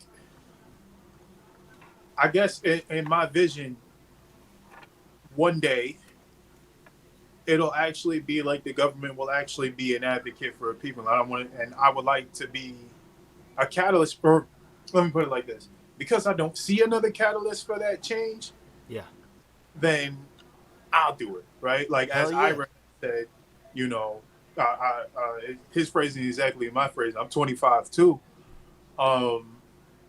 It's just I'm not seeing anywhere else, like anybody else really, like the government is not stepping in. Like I don't see any other option but to do it myself. You see what I'm saying? Yeah. But like we for now we can start as a community and organizing and getting well qualified people. The best that we have in our communities to be able to assist and try and do these screenings. Hopefully we do them, like, we got to get these people paid, but we would still have to try and do it voluntarily somehow. But I think these people should be paid for their time. But at some point, we have to address the magnitude of these problems, and it's going to take a larger response. Like, as much as like we all bristle at, I don't want government getting involved in this shit. The government has to do better, or we're headed. Like, look at how fragile our country was. There's not many people really acknowledging it, but we were damn close to kind of collapsing under the weight of this coronavirus stuff and the subsequent fallout from that, as well as the BLM stuff. We had a bunch of hippie yucks storm the Capitol. Like, we were this close. That comes from a lack of how do I put communication, this? trust. Lack of communication for one, a lack of trust in government for another, and a sort of lack of understanding, I guess, from the government. Like, the government is so out of touch with the people that people don't feel like that they're being heard, and that's what leads to violent explosions. And you can only have so many violent explosions in your country before it starts to fall apart. We've had many. We don't like to acknowledge them, but we've had many. So that's why, that's a big part of what motivates me, is because I'm like, we can't go through this shit anymore. We have to do something. I gotta jump in. I gotta jump in because I totally agree with what you're saying. First of all, the government can't fix all of our problems. Even if there was some theoretical balancing point between government representing the interests of the majority and the minority, and we did eradicate corruption by some miracle, right? There's just certain things that can only be fixed by cooperation and community, what I would call loving our neighbor, right? And possibly the bigger sin of government, beyond just corruption and being complicit in the system that doesn't work, and people, perpetuate that system for their own gain as politicians, is how they divide us, right? And they pit neighbors against one another and Democrats against Republicans, and the way they sort of, make us squabble with each other while they stay in power, right? And it's like an impossible distinction for me to make without dividing myself from them. But I really do think we need leaders who are just more committed to setting an example of loving your neighbor and zero tolerance for violence under any circumstance. That is never the solution. It always creates another generation of issues. That's what we're seeing in the Middle East right now. And how many people stand to gain from rallying their base behind them, right? So that's what bad leadership is. And I think even before we deal with the corruption and decentralize the power and all of that, we just need better leaders who are going to actually promote cooperation. And that will solve so many issues on its own, especially in healthcare, right? There's so much we can learn from just leading a healthier lifestyle, right? Even if the government's corrupt, right? We have a lot of control over our own destiny. And when we're not fighting with each other, we can actually get there much, much faster. That was well said, man. What about you, Devon, man? Anything else right there? Maybe something that you want to add or challenge? Again, we need a bipartisanship government where everyone feels like they're being represented. I believe they need to open up the doors to government a lot wider, so they can get everyone's opinion, because they take everyone's dollar in taxes.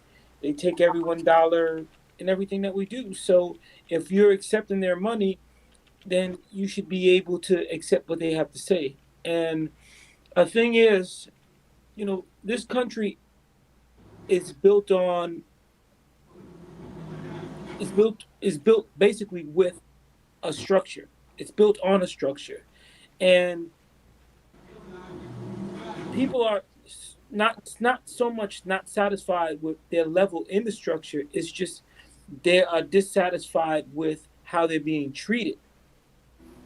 And it just seems like every day you're constantly going over, do the same thing day in and day out. And there's no change. And so when people started talking about, I'm going to do this, I'm going to do that, not to throw no shots at nobody here, because that's not what I'm trying to do. I'm just saying, in past experiences and this past election, the Biden, and I'm not bashing Biden, but the main thing was immigration, which nothing has been done, put the kids down on the borders. And, that's a mental health issue right there. People are dealing with that. And I'm quite sure those kids are going to be forever devastated. That's going to just be a trauma in their lives, and everyone connected in that lives for just ever, just even the people who's there watching them. There's no way in the world that you can go to work every day and see that and not be affected by it and go home to your children. I'm sorry. So that they're going to be affected by that. And it's just like, this is because everyone is not represented. People don't have a voice. And this is why a lot of people, when you try to tell them, oh, I'm going to do this, they just look at you like you're crazy and just, they don't even want to be bothered. There's so many people who are just refusing to vote because they feel like no one is going to listen to what they have to say. And so we need to hear the people, not just, as we can see just with the pandemic alone. Look at how people, that just opened our eyes to how people are actually living and how people are actually doing. If it wasn't for this pandemic, people would have been suffering in silence. And there's still a lot of people who are suffering in silence today. But as we know that these people are suffering, so we should be the voice for them. Let's build the main thing. The people. I don't care if it's just one person that you help, and that you help turn their lives around. That it's worth it. I feel you. But one thing we want to, right, Devon, you should know this, yeah? Like the thing is that what you're saying sounds great, right? Yeah, but a lot of people sound good, right? But we need the actual solutions and the plans, like real solid stuff. We could say, this is what we got to do. This is what we should do. You know what I mean? Like, let's actually make shit happen. You know what I mean? Like, and if this is what you're about, you should already have a team in place. You should already be saying, okay, this is what I have in order right now. If I'm elected, I'm not going to have to go around looking for people because these are the people I have right here. And these people represent such and such and such. And they can do such and such and such. And this is how I'm going to use them in the change. That's not what I'm hearing. I'm just hearing everybody's talking about this. And then the smaller people, the people who matter the most, are never getting what they want or what they need. They're not getting nowhere near close to it. And this is the new movement, Devon. We got the people here. We got disability advocate. We got the Medicare for all organized. We are different, and we are actually a part of it. And we're not going to quit. We're going to continue this in 2022, 2024. I don't care. I'm gonna keep going nonstop, man. You know what I mean? So you looking for that network of people. Now you know Ira's people. Now you know Dimitri's people. Now you know my people. You know what I mean? And together we'll be stronger, and they can't fucking stop us. That's what's up. You know what I mean? That's right. Yeah. Devon, I want to ask you, what is your litmus test for somebody who is actually going to, change what you're talking about? What I hear you saying is the government and people in charge have so much vested interest in the status quo that nothing will really change, right? So, and I'm with you there too. So how could you identify the person who's going to make the difference? What is it that you would convince you that, oh, this is actually a structural change that will work? If that works, the stuff that they're doing right now, the stuff that they've done in the past, the stuff that they're doing now, the people that they're connected with and their record, where their stances are, you're backing, not just, when I go to invest my money with a firm, I'm not going to just go there and just give in just because you have a nice painting in the lobby and, it's in a nice building, it's in a nice address. I want to actually see how much money you got from people and you invested, how you invested their money. What is the return? Let me talk to some of these people that you're saying that you did all this stuff for. Point me in that direction. Let me do a little research on you. I'm not saying you personally, but this is what we are lacking. This is why every time we get somebody elected in a position, we don't get anything because everybody's talk a good talk. But let me see what works. I'm not going to just give my vote to just anybody anymore. I need to see what you have done, what your plan is. Because if you want to open up a business and you want to go to a bank and ask for a loan, you've got to have a business plan. You've got to have something in place. Show me what you got in place if you are elected. Show me what you got in place. Yeah. You want my vote, right? Sounds fair. You want me to come to your bank? You want me to do business with you? Show me okay. You want me to lend you some money? Show me what you're going to do with this money. How you going to do it? You're right. So go ahead, Demetrius. What you want to say about that, Demetrius? Around you, it's going to make this it's going to make this happen. It's going to make this actually, jump off the ground. Don't just say you're going to do this. Yeah, we got that. We got that, Demetrius. Yeah, don't just say we got that. Yeah. For you to show me? No, show me now. All right, go ahead, Demetrius. So what you want to say about that? I want to hear from you. Yeah. Okay. I hear you on that. I hear your concerns, but I guess I would pose this question to you. Well, two questions then. One, do you feel that up to this point, your elected officials have done a good job? No, not at all. No. I would agree. But are you aware that most of those people had the backing that you're talking about? Like they had works that they could point to. Mm-hmm. All that stuff. They had laundry lists of, I was this, I was in the Board of Education, or I was a general, or this, that, and the third. No, see, no. Now, there's one particular person. I'm not going to say the person's name. I'm not even going to say this person's gender. I know some personal stuff about this person, and they sit on a board with me. And I let that person know I am not going to vote for you because when you was in this certain position, I know that certain people lost their job and you held on a position and you wasn't even there and you was making 10 times the amount of the people who lost their job. So if you had to step down, you could have saved the job for at least 10 people, but you didn't. So therefore, with that little stuff that I know about you, I will not be voting for you. No. And I will not tell nobody to vote for you. And anybody asks me anything about you, I will definitely let them know I know that about you. Yes. I mean, so I feel bad for whoever that is. Yeah. I mean, who is that? Just say the name. Go ahead. Just say it. No, you're right. No, I'm not going to do that. I'm not going to do that. Okay, it's your choice, man. All right. I ain't going to do that. But they was making $275,000 and they wasn't even there. Get on. That's all I'm saying. I guess the point I'm just trying to make is that sometimes it really kind of takes an outside perspective to really sort of. No, but I've been around enough politicians to know that the ones that's talking and the one that's really doing. Now I've been around. The Democratic Club was across the street from my house. I lived on Sterling Place between Bedford and Franklin from December 1980 all the way until October 2017. The Democratic Club was on my block. Senator Beatty, Al Vance, Sharpton, and a whole bunch of other ones. Senator Beatty got arrested. It was just a whole bunch of stuff going on in there. So I know a shyster when I see. I know a lie when I hear. I know a lie when I hear one. I know a person who just got their chest out there because I've been to a lot of churches, so I know a lot of preachers. So I know when a person is just preaching and making themselves seem like they're looking good, and I know a person who's actually going to do something. So sometimes it starts out like they're going to do something, and then once they get in there, and you can tell because you can see by the gleam in their eye that because that's how they get you. They look at yeah, I know if I offered him this amount of money, he'll go for it. He'll do it. Anybody who could just, you can sway them easily and they're so eager to, get some little money in their hand. Yeah. Those are the ones I don't want in office. And there's a lot of people like that. That's quick to take campaign money and quick to, you ask the people to give their hard-earned money and you don't even really want to run. You don't even really want to win. But you want people to invest in you. You just want to make a name for yourself because you got other things that you got going on. I'll be honest, Devon, though. Yeah, you my boy, though, but you're making me nervous when you're not saying the name. Why are you scared, man? Don't be scared, man. Posterize them up, man. You're going to be fight for us. Fuck them. Fight for us. One thing I don't do. That's snitching? And I'm not afraid of I ain't afraid of nothing. I say whatever I want to say when I want to say it to whoever I want to say it to. That's fair. All right, that's fair. All right. Devon, right. So, like I said, I'm not here to bash nobody. I'm not here to put nobody dirty laundry out. When you come for me, that's when I'm gonna go for you. That's all. But just don't ask me for my vote. Don't publicly. So my question to you is it sort of like a gut feeling that you just have like the lived experience to know who's full of it? And like, trust me, I know. I do a little research on everybody.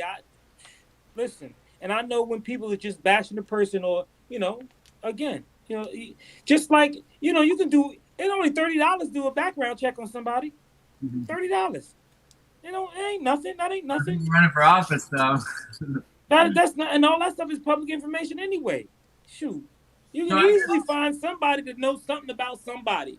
This is why a lot of people drop out of races because they little dirty laundry comes out. As they should. I just want to. They're going to find, trust me, whatever you did, they're going to find it. And they're gonna hold on to it and use it against you. So this is why a lot of people jump ship and they flip flop. This is why they do what they do because they got stuff on them. So I sort of want to echo what Demetrius was saying, and that for me, the reason I'm running for mayor is not because I'm the most conventionally qualified or I know that I'm going to be perfect or that I even know that I'm better than everyone else. I just don't see anyone else trying to decentralize power in a corrupt system, right? So that is my litmus test. I ask myself, is this candidate at least trying to do something about corruption? or if their whole spiel, if I trust you, then it'll be okay, right? I'll be different from everyone else's vote, right? And Well, you see it every single well, election. Ira, being that you standing on corruption, then you should be having already know who's in there that's corrupted, and air them out. That's what you should be doing.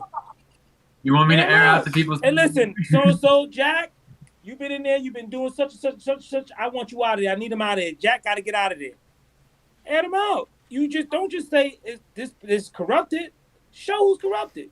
Well, if I may, show the avenue that's corrupted. I want to hear from Demetrius. Send them Go to ahead. the people. I really wish it were that easy, man. It is that easy. Yeah. Hold up. Yeah. Demetrius, go ahead. Yeah, it's your turn. Demetrius, it's Demetrius' turn. Come on, man. For who and what they are. Easy. Trust me. Yeah. Trust me. Demetrius, go ahead. Trust me. But nobody knows who they are, so they're wolf in sheep's clothing. But once you start exposing them as a wolf, Devon, name the names, bro. Like crazy. Yeah. All Devon. due respect to everybody, to everything that's being said right now. It's not. It's like we're talking about government here. It's not like it's kind of hard to tell who's corrupt and who's not. We spent 4 years with a flagrantly corrupt president, and he got to spend his entire term being corrupt. It's not so simple as to point at that guy and say that guy is corrupt, because millions of people a day. I tell everybody, show me a president that wasn't corrupt. Show me a president that wasn't corrupt. I mean, fair point, but I'm just saying. Show me one that wasn't corrupt.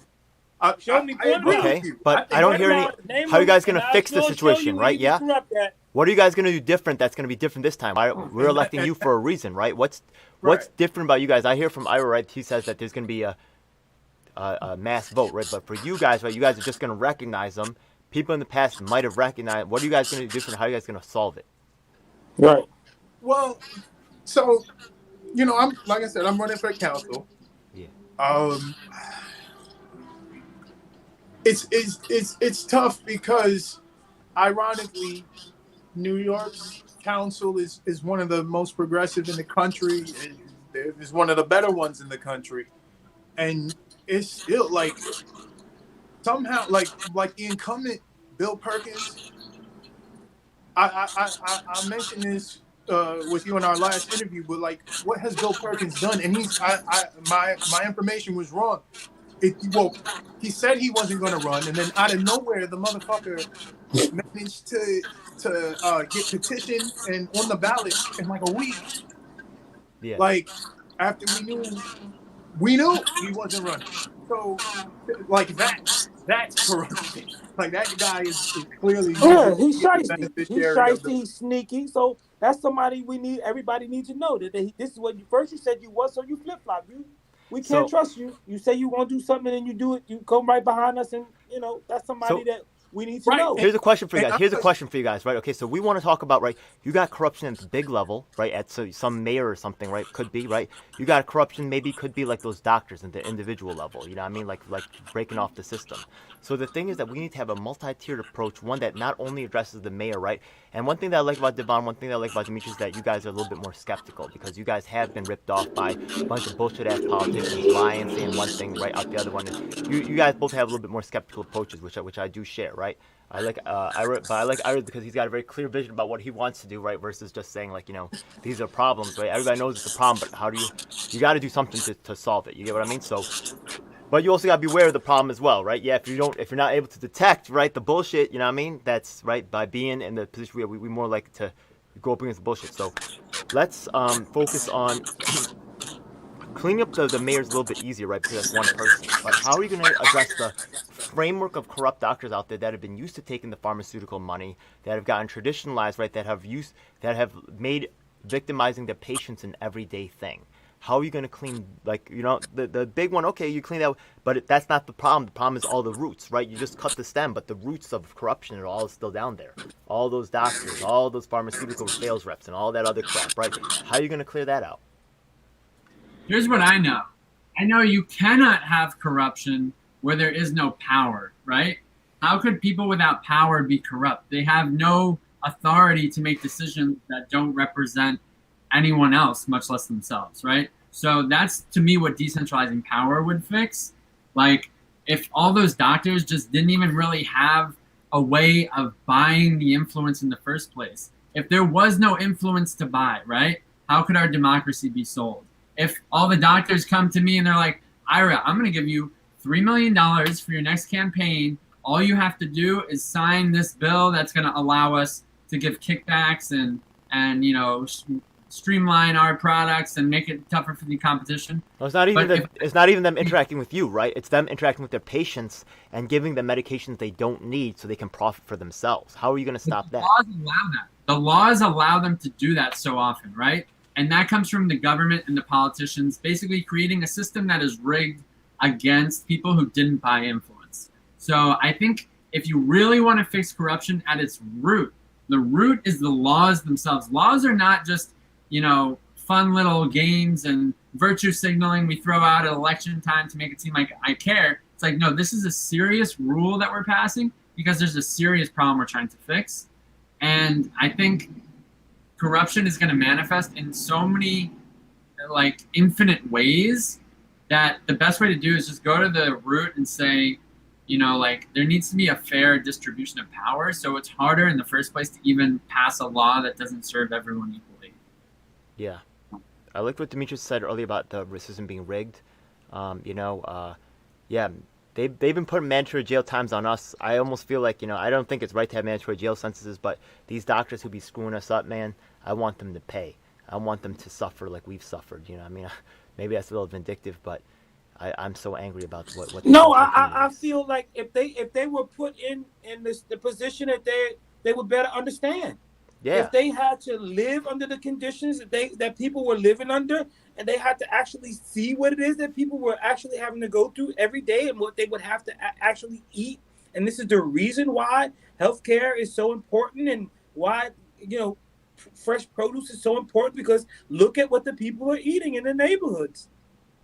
This is why the people are so sick. This is why the people are not healthy. Look how people are overworked and they're underpaid and they have to work 2 and 3 jobs, just to make ends meet. Look how the landlords are asking for all of this. The standard apartment is $2,200 for a 2-bedroom, and then you have to pay your light, gas, heat, hot water. You got to pay all that. The landlord is providing nothing but a space. Yeah. That's it. Yeah. Lights in the hallway. That's it. What up? Then you have to pay security if you want a doorman and you want other amenities. So it's just really people. If you're making only $40,000 a year, and most of it is going to taxes, a third of it is going to taxes, then another 2/3 of it is going towards your rent. That means you need another job. All right, I think I'm getting to the final question here, right? And what's your guys' take? Sorry to cut it off. Yeah, I don't want it to run forever. Yeah. So what's your take on the whole COVID response and reopening and all that? What do you guys? I know that right now they have it planned for July.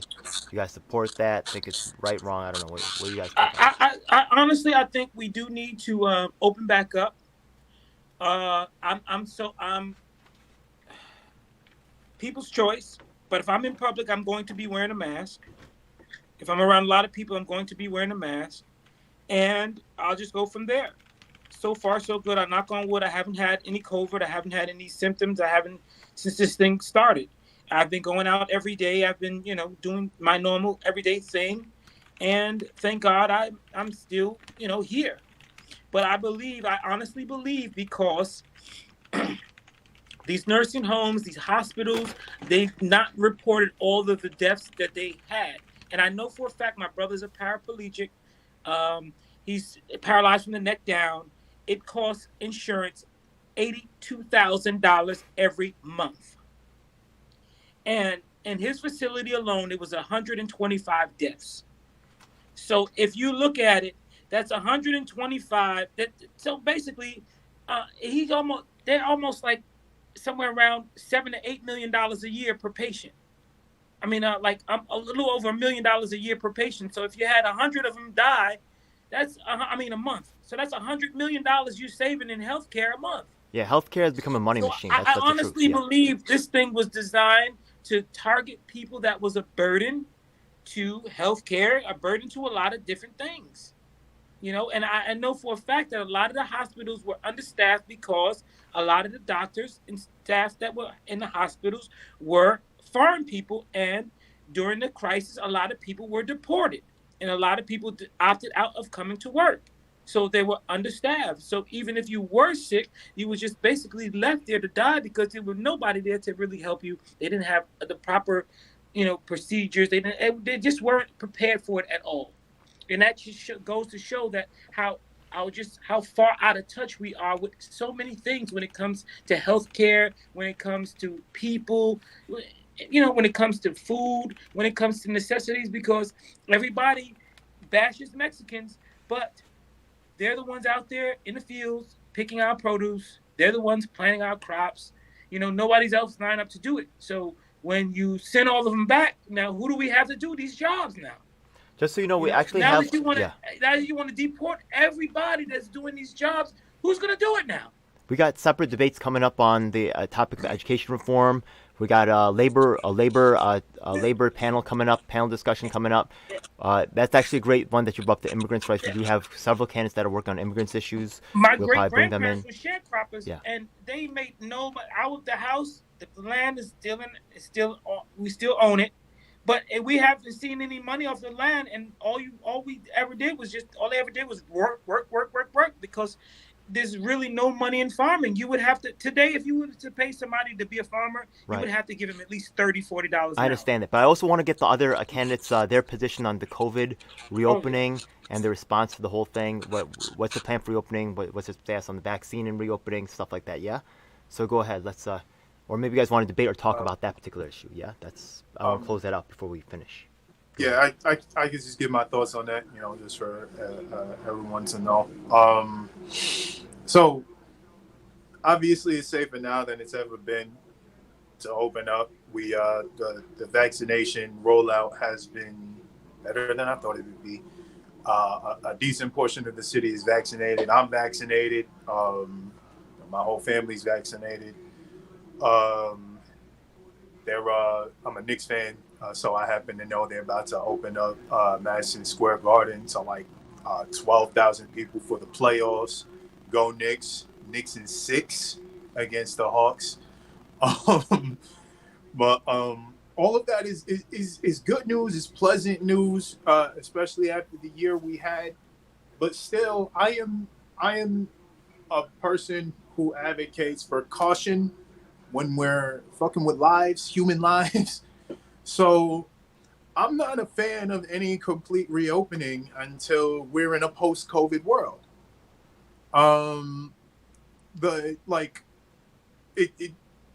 It's the virus is still out there. If you're not vaccinated, you can still catch it. If you are vaccinated, you can still catch it. It's very unlikely. You're very unlikely to catch it. And if you do, it'd be a real minor case.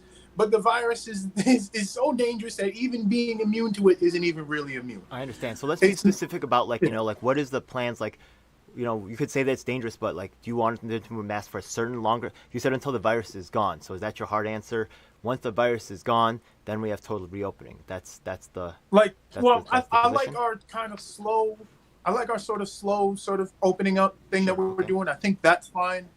A complete reopening, I don't think I say we save a complete reopening for when we're done with the coronavirus. And as in terms of rollout, right, people are concerned about rollouts, in terms of schools, right? Yeah, some people say the schools should be open fully now or not, right? So do you have any particular order or preferences in terms of reopening? Anything like? Yeah, I don't think we should have reopened the schools at all. Again, we're talking about kids. But I guess the schools is definitely one I would say don't open it at all until we're past the virus. But that one's out of my hands now. We would have to, if I get elected, I would have to then pass legislation to reclose the school, and I don't know how well that's going to go over. Well, that's one of the things here, right? You can make actually a coalition of different, right? The city council, before you guys even go into office, you guys could get up together and say, these are things we can agree on, these are things we can pass, and you guys can walk in on day one with a whole set of different legislative options, right? And come in ready to run. The second you come in, we're making things happen right away. The second that we get in, immediately things are changing right now. We're not figuring things out. We already know the game plan. You know what I mean? Yeah. So I'll help you with that. Yeah. Don't worry, I'm an army man. Yeah. I would appreciate that. Got you. The other half of it is that by the time I am in office, it's going to be like January, and so it actually might be safe by then. That's the problem. Like We'll see. like I needed to. Knowing science, you know, it's hard to eliminate a virus in that amount of time. Polio, I think, was technically eliminated, right? Yeah, through a long vaccination time, but it's coming back now. We'll see. Yeah. Anyways, yeah, that's on the side. So that it's good to know your position, Ira. Do you wanna? What about? I think you're the last one, right? COVID response. Yeah. What's the deal? I don't think COVID's ever going away. I think it'll be more like a flu shot, and we'll just need our COVID shot every year too. So it's something we're going to have to live with, but hopefully, you know, once we're all vaccinated now, it can sort of be a smoother transition towards, you know, every year we just get our COVID shot and it won't be that dangerous, right? And if situations change, then we'll have to adapt. But I actually don't even think we should have shut down in the first place, right? What we should have been doing is testing, getting the best information in front of everyone as quickly as possible, getting our leaders and our scientists on the same page, right? And then empowering people to protect themselves. But the government coming in and making these sweeping shutdowns, like it had catastrophic effects, people moving out of New York, people moving out of California, adverse effects on mental health, right? We didn't even do that good a job with saving lives, right? Almost 600,000 Americans are dead, right? We don't even know the true origin of how COVID even began. So there's just so much that got botched, and the government's so corrupt that I don't think they should be really managing this. Like, all we can do is get out of the way, make COVID testing available, make vaccines as available as possible. And then if it changes, like if there's another wave and it really is cataclysmic, we can talk about that. But a shutdown, I think, could only really come from something on the order of 60% of New Yorkers agreeing that that's the best way to do it. I don't think there's any one person or any one body that can really make that call for all of us. That's a consistent position, man. All right, Demetrius, and I'll give you guys all a chance to say something before we go.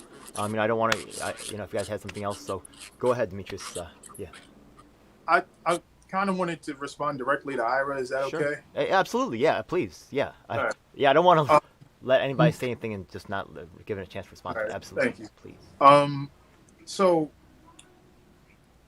on philosophically, should the lockdowns have happened? No, but they happened because our government didn't properly respond to the crisis. This is a crisis that did require government intervention. It's a virus. It's a virulently spreading virus. It spread way too fast, way too easily. The government tried to do we'll just let people handle it type thing. That doesn't work for something like this. It requires a unified response. Everybody has to be making the same moves. In our case, the way to have avoided lockdowns, or at least for the most part, because once it got into the country, like, it was almost impossible to avoid a lockdown. But our best shot would have been if we all masked up early and we all started practicing social distancing early. Masks and social distancing, and we might have avoided the lockdowns. Still no guarantees, but we might have. Once it was here, and once Trump and his administration did fuck all, it was too late. It was going to wash over the country, and we had to do a lockdown. It wasn't something anybody wanted to do. A lot of people lost money. It was something that needed to be done, or we were going to see apocalyptic levels of death. Remember, the number that we were looking at was 1 to 2 million dead, and shit, we're halfway to 1 million anyway. You made a point about how, at least in this city, 60,000 people died. It could have been much worse. And like, Cuomo fucked up early on. Like, it could have been much worse. Sometimes I'm all for, like, I'm not saying we should all sit here waiting for government handouts or something like that, but I'm all for everybody, doing for themselves. But one, we have to be empowered to do for ourselves in the first place. And sometimes there's things that are too big for us to count on an individual for. I get the idea. I know it sounds nice, but sometimes, like, we know there are some things, like we know for a fact there are some things that we're not going to rely on the individual for. For example, if the terrorists invaded us right now, we're not going to say, okay, everybody, find yourself a gun and defend yourself. No, the army's going to respond. So I'm using that as an example to say that there are some things that we know the government needs to take control of the response. Not that I'm an authoritarian. I don't think the government needs to be fascist or something like that. But where there are times where like the intervention is necessary, and this pandemic was one of them. I think that's quite informative. Yes. So when you get into the council, right? If you get into the council, right, then we know which position you'll stand for. You'll stand for, more aggressive, lockdowns and things like that, right? And making sure more conservative. I don't mean that's okay. Not anything draconian. I didn't say that, right? Just just a little more cautious approach, and I appreciate that. Yeah. So does anybody else have anything else they want to share before we go? Hey man, thanks for participating in another panel discussion and debate for the candidates. I know that I'm sorry that the channel was so weak this week, but just as you guys may know, the finances were due actually this week. So a lot of candidates are tied up doing paperwork, especially my man Theo Chino. He's going crazy helping multiple candidates. But actually, I've gotten a lot of response for the real estate corruption one coming up. There's a lot of interest on that one, right? People are actually emailing us in response because that's such a hot topic, the real estate issue. So that's going to be a hot one that's coming up next week, I think. And we also have a Bitcoin smart cities. I think next week's going to really get hot, and that's just before the Memorial Day weekend.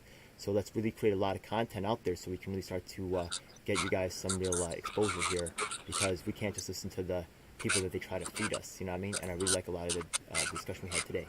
So build your bases. I'll come out and help you guys any way that we can, and we'll talk right after this about doing that those public health messages, right? Yeah. Thank you so much, DJ L. You're just these forums are really putting a lot of lessons on the line. And like you said, it's creating some more network. So the more we work together, the better it is for all of us. So thank you, and great ideas. Like setting that context is really important. I think it is easy to die on idealistic mountains, but in the middle of a pandemic when it's happening live and we haven't been in this situation before, there are going to be mistakes that are made. So I totally agree with you, and Divine, you just kept it real as per usual. So thanks so much to all you guys. Cool, man. That's it. Hey, Thank you. Had a great time. Good night, guys. Boom. Peace. Thanks. Good See night. you guys next week. Peace. Same here. Bye-bye. Have a good one. All right, Same. Thanks again. Good night.